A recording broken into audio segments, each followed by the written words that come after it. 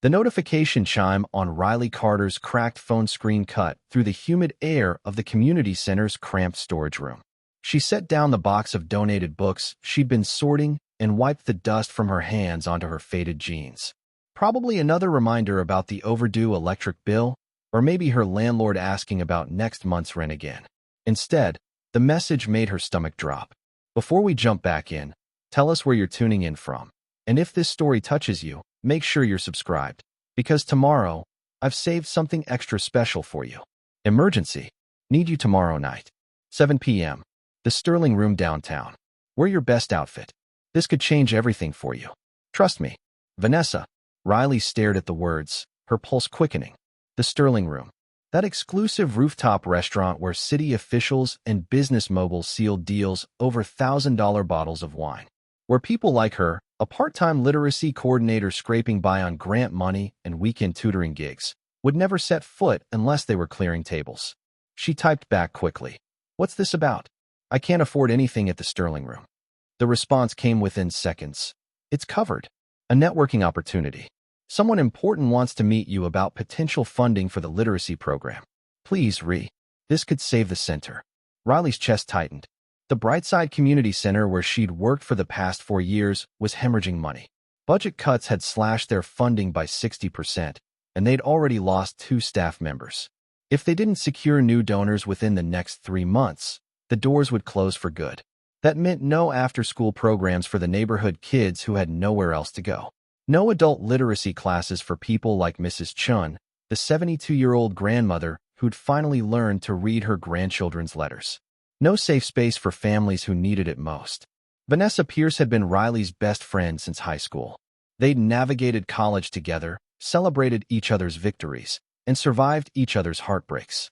When Riley's father passed away suddenly during her senior year, leaving her mother with medical debt that forced Riley to abandon her graduate school dreams, Vanessa had been there. She'd helped Riley move into her tiny studio apartment in the Riverside district, had brought groceries when money was tight, had listened to Riley's fears about never accomplishing anything meaningful. So when Vanessa, who now worked in corporate fundraising for tech startups, said she had a networking opportunity, Riley wanted to believe her. Who is this person? Riley typed. Can't say yet.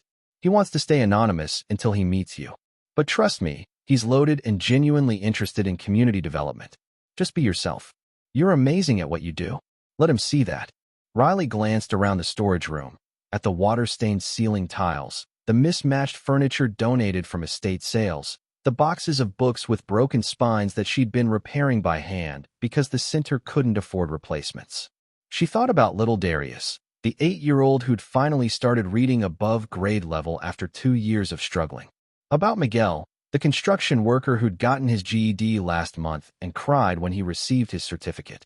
About all the people who depended on this place staying open. Her phone buzzed again. Please, Riley. I wouldn't ask if it wasn't important. 7 p.m. tomorrow. The Sterling Room. I promise this is legit. Riley took a deep breath and typed. Okay, I'll be there.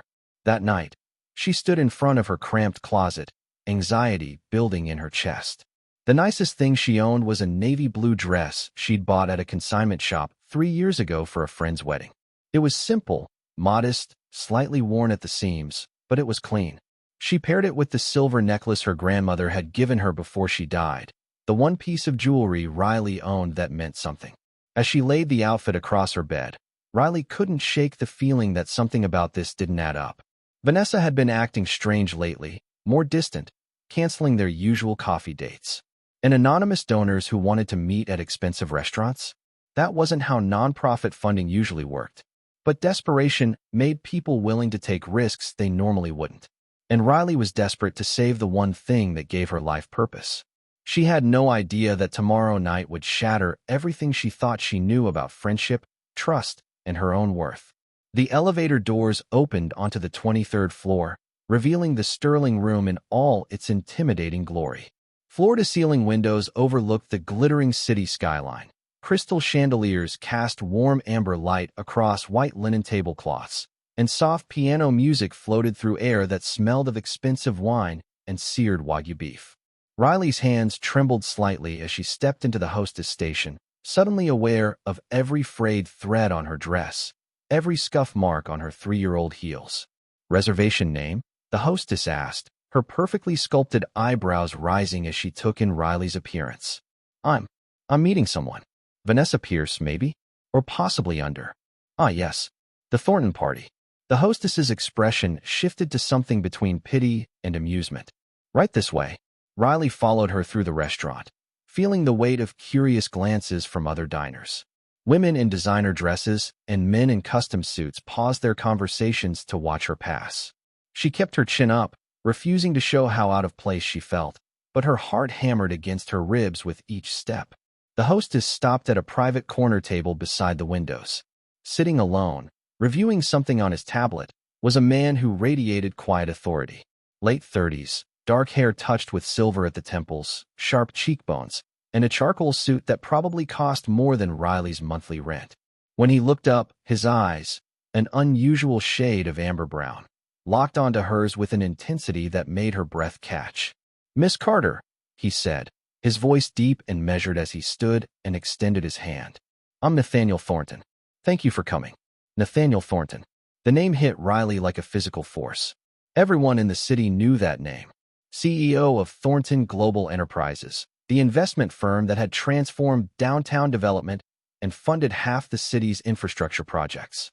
His face appeared regularly in business journals and on the covers of magazines discussing innovation and sustainable urban growth. It's nice to meet you," Riley managed, her voice smaller than she intended as she shook his hand. His grip was firm but not crushing, and she noticed his hands bore tiny scars along the knuckles, unexpected on someone who spent his days in boardrooms. "Please sit." He pulled out her chair with practiced ease. "I hope you didn't have trouble finding the place." "No, it was fine," Riley lied, not mentioning that she'd circled the block 3 times trying to find parking she could afford, eventually settling for a meter 6 blocks away. A waiter appeared immediately with water and wine menus. Riley noticed Nathaniel watching her carefully, his brow slightly furrowed, as if studying a puzzle he couldn't quite solve. "So," he began once the waiter left, "Vanessa tells me you run the literacy program at Brightside Community Center." "I coordinate it, yes. We serve about 200 people across all our programs: children's after-school tutoring, adult literacy, ESL classes, job skills workshops." Riley felt herself relaxing slightly as she talked about her work. This was familiar territory. The need in our neighborhood is enormous, and we're one of the only free resources available. "Vanessa mentioned you're facing funding challenges." "That's putting it mildly," Riley admitted. "We'll have to close our doors in 3 months unless we secure new donors. These programs are lifelines for families who have nowhere else to turn." Nathaniel nodded thoughtfully, but something in his expression seemed off. Not disinterested, exactly, but distracted. He kept glancing at her face as if trying to remember something. Riley's phone buzzed in her purse. She ignored it at first, but it buzzed again insistently. "I'm so sorry," she said, pulling it out to silence it. The screen showed a text from an unknown number. "Look at the bar. 2nd floor balcony. We're watching." Confused, Riley glanced toward where the message indicated. Her blood turned to ice. There, on the mezzanine level overlooking the main dining room, stood Vanessa with 3 other women Riley vaguely recognized, Vanessa's co-workers from her corporate job. All of them held champagne glasses, and all of them were staring directly at Riley's table. Vanessa raised her glass in a mock toast. Then her phone, clearly recording. Another text arrived. "Smile for the camera, sweetheart. We have bets on how long before he realizes you're nobody special. This is going to be epic content. #Charity Case Chronicles." Riley's vision blurred. Her chest constricted as the horrible truth crashed over her. This wasn't a networking opportunity. This wasn't about saving the center. Vanessa had set her up. Her best friend had arranged this entire evening as entertainment, as a joke to share with her corporate friends. Riley was supposed to be the punchline. She looked back at Nathaniel, who was now watching her with obvious concern. "Miss Carter? Are you all right?" Riley stood abruptly, her chair scraping against the floor. "I need to leave. I'm sorry for wasting your time." Nathaniel rose immediately, his hand reaching toward her but stopping short of contact. "Wait, please. What just happened?" Riley's hands shook as she clutched her phone. Every instinct screamed at her to run, to get out of this humiliating situation before it got worse. But something in his voice, genuine confusion, not irritation, made her pause. "I shouldn't have come here," she said quietly, unable to meet his eyes. This whole thing was a mistake. What was a mistake? Nathaniel pressed gently. "Did I say something wrong?" Riley looked up at him, searching his face for any sign that he was in on the joke. But all she saw was honest bewilderment. She made a decision then, born from exhaustion and anger and 3 years of swallowing her pride. She handed him her phone with the text messages still displayed. She watched his expression shift as he read, confusion giving way to comprehension, then to something harder and colder. His jaw clenched visibly, and when he looked up toward the mezzanine, his eyes had turned glacial. "Your friend did this." His voice was quiet, but Riley heard steel beneath it. "Apparently she's not my friend at all," Riley said, her voice cracking slightly. She reached for her purse. "I'm sorry you got dragged into whatever this is. I'll just sit down." The words weren't harsh, but they carried unmistakable authority. Riley hesitated. "Please," Nathaniel added, his tone softening. "Don't give them what they want." Which is what exactly? Watching the poor community center worker embarrass herself in front of someone so far above her pay grade, they're practically in different atmospheres. Something flickered across Nathaniel's face. Surprise, perhaps, or recognition. "Is that what you think this is about? Isn't it?" Riley gestured vaguely at the restaurant. At him, at herself. "Look at this place. Look at you. Then look at me. I'm literally wearing a dress I bought for $30 3 years ago. My shoes have duct tape holding the sole together. I took a bus here because I couldn't afford parking. This whole setup was designed to make me feel exactly as small and insignificant as Vanessa apparently thinks I am." Nathaniel studied her for a long moment. "What if I told you I have a different proposal?" "What kind of proposal?" "The kind where we turn this around completely." His lips curved into something that wasn't quite a smile, more like a promise of retribution. "They're expecting you to run. They're expecting humiliation and tears and dramatic failure.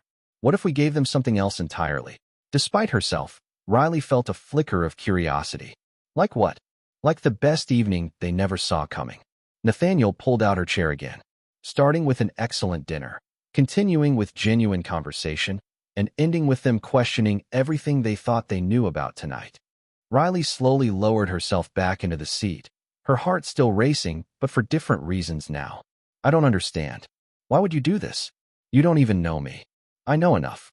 Nathaniel signaled the waiter, who appeared instantly. "I know someone who dedicates their life to helping others despite barely scraping by herself. I know someone who showed up tonight because she thought it might save programs that serve her community. I know someone who, when faced with public humiliation, had the courage to be honest rather than just disappear quietly." He paused. "That tells me more than most first dates ever would." "This isn't a date," Riley said automatically. "Isn't it?" Nathaniel's eyes held a challenge. "They set it up as one. We might as well make it real." The waiter stood patiently, waiting for their order. Riley glanced at the menu and felt her stomach drop. The cheapest entree cost $75. "May I?" Nathaniel asked, noticing her expression. At her reluctant nod, he ordered for both of them, choosing dishes with an ease that spoke of familiarity with places like this. When the waiter left, Nathaniel leaned forward slightly. "So, Riley Carter, tell me something real. Not the elevator pitch about your program, not what you think I want to hear. Tell me something true about yourself." The request caught her off guard. She'd spent the entire day rehearsing talking points about the center, about funding needs and community impact. Nobody had asked her about herself in months, maybe years. "I'm terrified," she admitted before she could stop herself. "Every single day? Terrified that we'll fail these families who depend on us.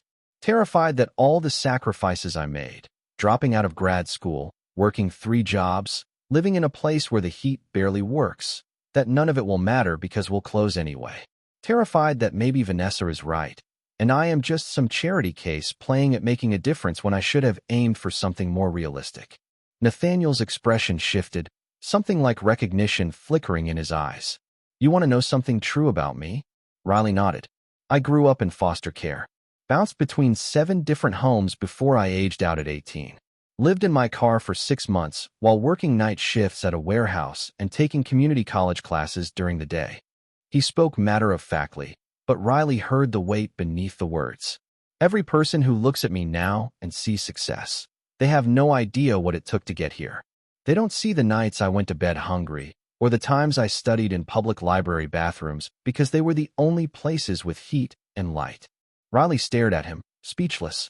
So when someone like you walks in here, Nathaniel continued, someone who's clearly sacrificed everything for something bigger than herself, who shows up even when she's terrified, who refuses to compromise her values even when it would be easier, I recognize that. Because I've been there. I had no idea, Riley whispered. Most people don't. They prefer the fairy tale version where I was always destined for success. His amber eyes held hers. But real stories are messier than that. More complicated. More human. Their food arrived in stages. Delicate appetizers that looked like edible art, followed by main courses that Riley would have photographed if the situation weren't so surreal. Nathaniel explained each dish without pretension, sharing stories about the chef's background and philosophy. Despite everything, Riley found herself relaxing, the conversation flowing naturally between bites.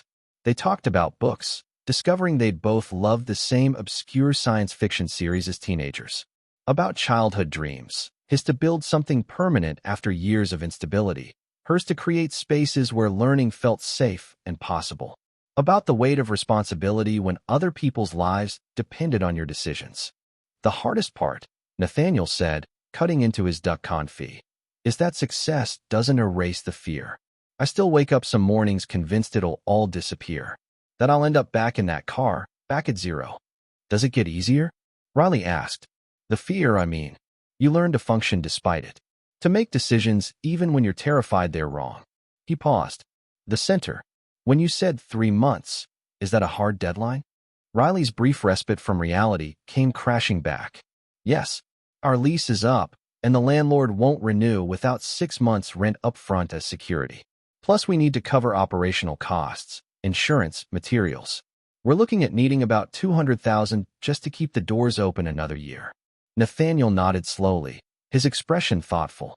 And you've been managing all this on how much annual funding? $85,000 from grants, plus whatever we can raise from community donations and fundraising events. Riley laughed bitterly, which usually nets us maybe another $10,000 if we're lucky. Who handles your financial management? Your grant applications and donor relations? I do, along with coordinating programs, teaching classes, doing outreach, managing volunteers, maintaining the building. Riley stopped, suddenly self-conscious. Sorry, I'm not looking for sympathy. I'm not offering sympathy. I'm trying to understand the scope. Nathaniel set down his fork. Riley, has anyone ever told you that you're running what should be $1 million operation on a shoestring budget through sheer force of will? That's not sustainable. I know. It's also remarkable. His gaze was steady. Most nonprofits with your impact metrics would have 10 times your budget and twice your staff. Before Riley could respond, a sharp voice cut through the restaurant's ambient noise. Well, isn't this cozy? Riley's stomach dropped. Vanessa stood beside their table, her designer cocktail dress shimmering under the chandeliers, her smile razor-sharp. 2 of her friends flanked her, all 3 holding fresh champagne glasses and looking thoroughly entertained. Vanessa. Riley's voice came out steadier than she felt. I think we're done here. Oh, come on, Ree. Don't be like that. Vanessa's words had the slight slur of someone several drinks in. We're just checking on our favorite charity project. Making sure you're not in over your head. She turned to Nathaniel with exaggerated sympathy. Mr. Thornton, has she told you yet about how she's basically a professional failure? Dropped out of grad school, lives in a glorified closet, works for pennies at a community center nobody cares about. That's enough. Nathaniel's voice wasn't loud, but it cut through Vanessa's words like ice. He stood, and suddenly the dynamic shifted.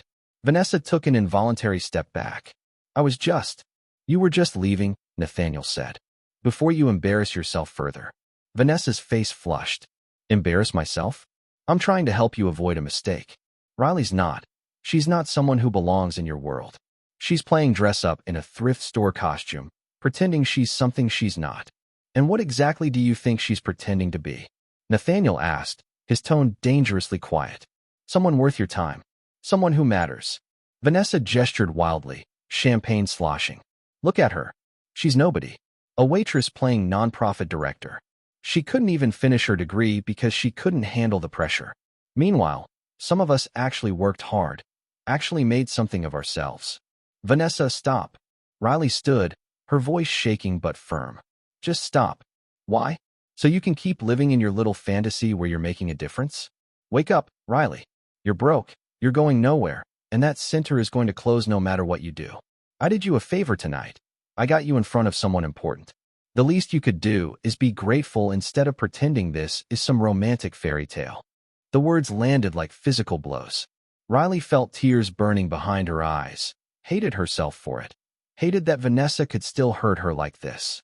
You're right about one thing, Riley said quietly. I am broke. The center probably will close. And I'm definitely not anyone important in the way you measure importance. But at least I'm not someone who betrays their best friend for entertainment.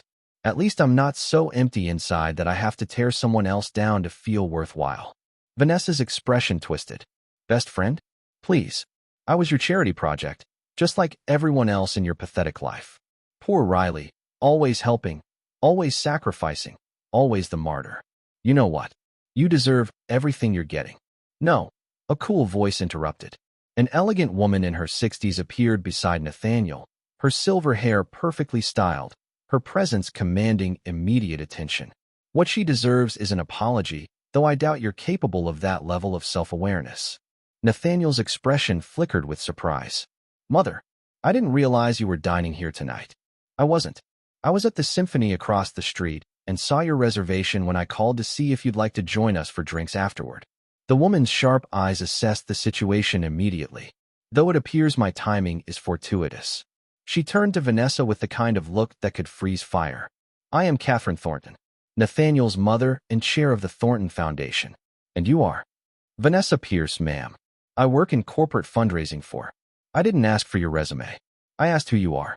Though I believe my son's dinner companion just answered that question quite thoroughly. Catherine's gaze shifted to Riley, and something in her expression softened fractionally. My dear, would you mind terribly if I joined you? I find myself curious about this community center that inspires such passionate defense. Riley looked between Nathaniel and his mother, completely lost. Nathaniel gave her a small, reassuring nod. Of course, Riley managed. Please. Catherine settled into the chair Nathaniel pulled out, dismissing Vanessa with a gesture so subtle yet absolute that the younger woman had no choice but to retreat, her friends trailing behind her like confused satellites. Now then, Catherine said, her attention fully on Riley. Tell me about Brightside Community Center. And please, don't spare the details.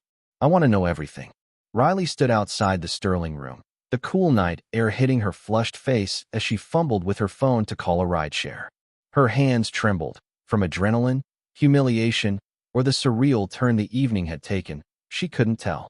Behind her, the restaurant's warm lights spilled onto the sidewalk, and she heard footsteps approaching. Riley, wait. She turned to find Nathaniel standing there, his expression unreadable in the dim streetlight. Catherine had excused herself moments earlier to take a phone call, and Riley had seized the opportunity to escape before she completely fell apart. I need to go, Riley said, her voice thick. Thank you for dinner, and for everything. But this was all a mistake. Vanessa was right about one thing. I don't belong in your world. My world. Nathaniel stepped closer. Riley, for hours ago, I didn't know you existed. Now I can't imagine not knowing you. You don't know me. You know a version of me that showed up tonight. But that's not reality. Reality is me going back to my apartment where the ceiling leaks, where I'll lie awake worrying about how to tell families their kids won't have anywhere safe to go after school in 3 months. Reality is that you're one of the most remarkable people I've ever met, Nathaniel interrupted. And before you argue, let me finish. He ran a hand through his hair, a gesture that made him suddenly seem less CEO and more human. When my mother asked about your programs, you talked for 45 minutes. Do you know what I saw? Someone who knows every single person you serve by name. Someone who's memorized which kids struggle with math versus reading, who's learning English as a third language, whose parent just got a new job. You quoted statistics without notes, described program outcomes with precision, and spoke about budget constraints with the kind of financial literacy most nonprofit directors don't have. Riley stared at him, not trusting herself to speak. You're not playing at this, Riley. You're not pretending. You're actually doing it, against impossible odds, with almost no resources. Nathaniel's amber eyes held hers. My mother runs one of the largest charitable foundations in the state. After you left the table, she turned to me and said, if that young woman can accomplish what she's described with $85,000, imagine what she could do with real support. What are you saying? I'm saying don't give up on the center. And don't give up on tonight. Nathaniel pulled a business card from his jacket. This is my direct number. Not my assistant, not my office. Me. I want to help, but more than that, he paused, seeming to choose his words carefully. I'd like to see you again. Not as a donor meeting a grant recipient. As two people who might want to get to know each other better. Riley took the card, her fingers brushing his. Nathaniel, I appreciate everything, but I can't accept charity. The center needs funding, yes, but I need to earn it properly. Grant applications, program reviews, the whole process. Not because I had dinner with the CEO. A slow smile spread across his face. You're turning down what most people would kill for. I'm protecting something more important than money. Integrity. The trust of the people who depend on us. Riley met his eyes. If your foundation wants to consider us for funding, we'll submit a formal application. We'll go through whatever review process you require. And we'll prove we deserve support based on our work, not on whatever this is between us. And what is this between us? Nathaniel asked softly. Riley's heart hammered. I don't know, but I'd like to find out, separately from any business relationship. Fair enough. Nathaniel stepped back slightly. The foundation has quarterly grant cycles. Applications for the next round are due in 2 weeks. I'll have my assistant send you the information. My mother will recuse herself from the review process to avoid any conflict of interest. Thank you. As for the other part, dinner tomorrow? Somewhere without an audience, without any discussion of funding or programs. Just us. Riley hesitated only a moment. I'd like that, but I choose the place. Deal. She gave him the address of a small diner near her apartment, the kind of place with cracked vinyl booths and coffee that cost $2. If he was serious about wanting to know her, he could see her real world. 3 weeks later, Riley sat in the Brightside Community Center's cramped office, staring at the email on her screen with disbelief. The Thornton Foundation had awarded them a 3-year grant, $600,000 with the possibility of renewal. The review committee's notes praised their innovative programming, efficient resource management, and measurable community impact. Catherine Thornton had indeed recused herself. The decision had been made by independent evaluators who'd spent 2 days touring the center, interviewing families, and reviewing their financials. They'd earned this. Riley's phone buzzed. Nathaniel, congratulations. You did this on your own merit, just like you insisted. Dinner tonight to celebrate? My turn to choose. She smiled, typing back. Only if it's nowhere fancy. I'm not changing out of my jeans. Perfect. I know just the place. 6 months had passed since that disastrous blind date. 6 months of Riley and Nathaniel navigating what it meant to build something real between two people from vastly different worlds. They'd argued about money. He wanted to help more directly. She refused to blur professional and personal lines. They'd laughed over terrible pizza while reviewing grant reports. He'd met her mother, who'd grilled him mercilessly about his intentions. She'd attended a charity gala at his mother's insistence and discovered Catherine Thornton was terrifyingly perceptive but unexpectedly warm. Most importantly, they'd built trust. Slowly, carefully, honestly. The center had hired 2 new staff members.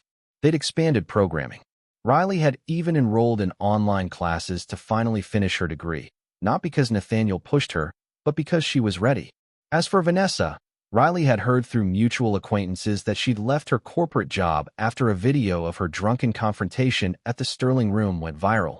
Not posted by Riley or Nathaniel, but by one of Vanessa's own friends who'd thought it was funny. The internet had not agreed. Riley felt no satisfaction in that. She'd simply moved forward, too busy building something meaningful to waste energy on bitterness. That evening, Riley met Nathaniel at his surprise location, which turned out to be a cooking class for couples at a community center across town. He looked adorably out of place in an apron, struggling to chop vegetables while she laughed. I'm terrible at this, he admitted, examining his mangled attempt at dicing an onion. You run a billion-dollar company but can't cut an onion? Different skill sets. He grinned. Though I'm thinking we need to add culinary programs to your center's offerings. Clearly there's a need. Are you proposing to fund that too, Mr. Thornton? I'm proposing something else entirely, Miss Carter. Nathaniel set down his knife and pulled a small box from his apron pocket. Riley's breath caught. I know it's only been 6 months. I know people will say we're rushing. But I've learned that when you find something real, something that makes you better, that challenges you, that feels like coming home, you don't let it go. He opened the box to reveal a simple, elegant ring. Riley Carter, will you marry me? Around them, other cooking class participants had stopped to watch. Riley was vaguely aware of phones appearing, of whispers and smiles, but all she could focus on was Nathaniel's face, hopeful and vulnerable and completely sincere. Yes, she whispered. Then louder, yes. As he slipped the ring onto her finger and pulled her close, Riley thought about the night that had changed everything. How Vanessa's cruel joke had accidentally introduced her to someone who saw her value, who respected her strength, who loved her not despite her struggles, but including them. Sometimes the worst betrayals led to the greatest blessings. Sometimes the people who tried to diminish you ended up revealing exactly how bright you could shine. And sometimes, just sometimes, fairy tales did come true, not because of magic, but because of two people brave enough to choose each other again and again in the messy, complicated, beautiful reality of real life. Up next, you've got 2 more standout stories right on your screen. If this one hits the mark, you won't want to pass these up. Just click and check them out.